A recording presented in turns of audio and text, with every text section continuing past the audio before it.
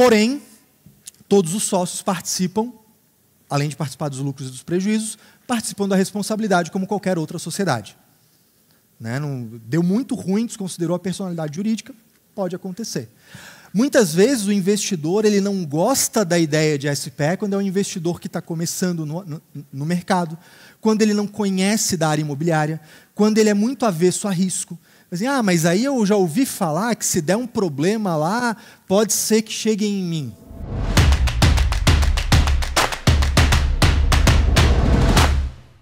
Aí às vezes ele não quer isso.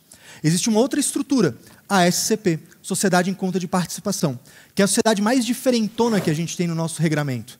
É uma sociedade que até mesmo os advogados empresariais eles ficam na dúvida se isso é uma sociedade ou se é um contrato de investimento sui generis, vamos chamar assim. Né? Então, o que é uma SCP?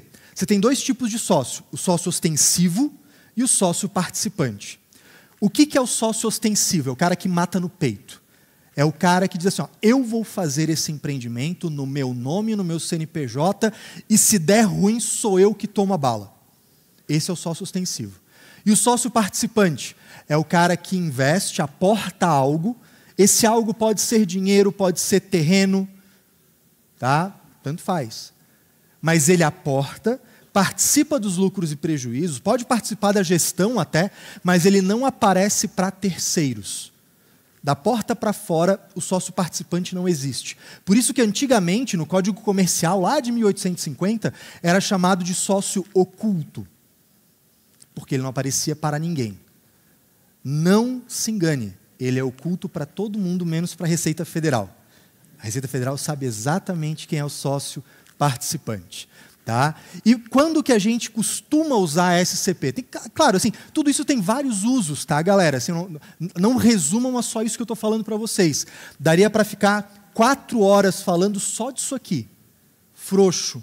E eu sou bem prolixo. Estou tentando ser o mais breve possível para a gente abrir aqui e bater papo. Tá? Mas assim, quando que normalmente a gente usa a SCP? Quando o investidor ele quer ficar o mais afastado possível do risco. Porque tudo acontece no nome do sócio ostensivo, no CNPJ do sócio ostensivo, sob responsabilidade ilimitada do sócio ostensivo. Então, se eu sou o sócio ostensivo que mato esse rojão no peito, o investidor se sente muito mais tranquilo. Cara, se der um problema, quem é que vai ser acionado na justiça? O ostensivo. A gente vai ter mecanismos internos do sócio ostensivo e participantes se resolverem. Então, um investidor um pouco mais conservador, um pouco mais assustado, nem conservador eu vou dizer, mais assustado com os riscos potenciais, talvez ele veja isso aqui. Por outro lado, como tudo da SCP fica no nome do sócio ostensivo, precisa de uma relação de confiança muito maior. Porque imagina o seguinte, eu sou investidor, eu vou pegar um terreno que eu tenho e colocar no nome da SPE. Beleza, uma sociedade registrada na junta comercial, tudo lindo. Se eu faço isso numa SCP, eu vou colocar no nome do ostensivo. A SCP tem um contrato entre a gente. Até tem um CNPJ, mas não tem registro na junta comercial. Ele estranha. Fica tranquilo, a SCP tem validade, é uma sociedade tipificada, esse contrato vale judicialmente para cobrança entre as partes, ele não está com risco por causa disso, mas ele tem a impressão do risco. Tá? Então ele pode olhar isso como, cara, que legal, eu vou ficar afastado do risco com terceiros. E ele pode ficar ressabiado. E, será que esse cara não quer me passar a perna? Então a tua confiabilidade, o teu lastro no mercado vai fazer muita diferença nisso. Aqui, nos dois casos, na SCP é a mesma coisa. Quem é que faz a obra? A SCP.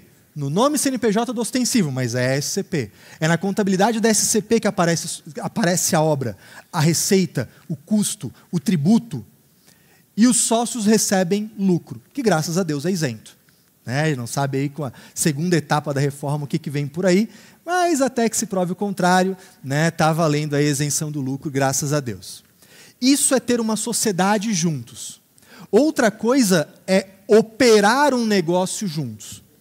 Consórcios e contratos de parceria. Como é que funciona um consórcio? O consórcio não é uma sociedade.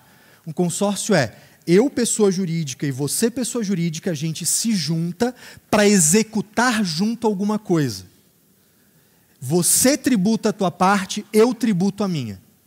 Eu posso ser do lucro presumido e você do simples, por exemplo. Cada um no seu quadrado. Contrato de parceria. Aqui é uma discussão.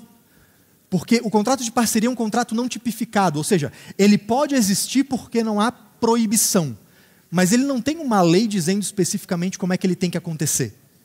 E é assim, beleza, pode acontecer, como é que é? Nos termos dele. Tem algum posicionamento da Receita Federal ou do CARF, que é o Conselho Administrativo de Recursos Fiscais, tem algum posicionamento deles quanto a contrato de parceria na incorporação imobiliária? Não tem. Ainda não tem.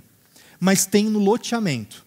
E apesar de serem negócios muito diferentes para a visão de vocês, para a nossa contabilidade é a mesma coisa. Incorporação e loteamento é tudo a mesma coisa. Sim, beleza, um segue a Lei 4.591, outro a Lei 6.766. Um é incorporação, tem edificação provavelmente, o outro é fracionamento de solo. Beleza, tem diferenças do lado de vocês da mesa. Do nosso, é uma pessoa que pega uma área de terra, promete construir algo ali e tem a intenção de vender antes de estar pronto.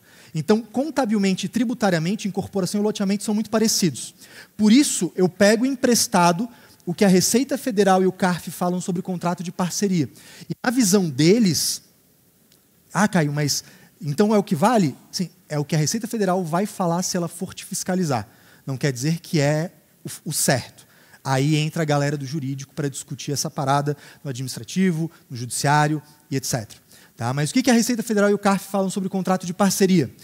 Quando o parceiro terrenista e o parceiro empreendedor se juntam, eles vão dizer qual é a fatia de cada um em cada venda.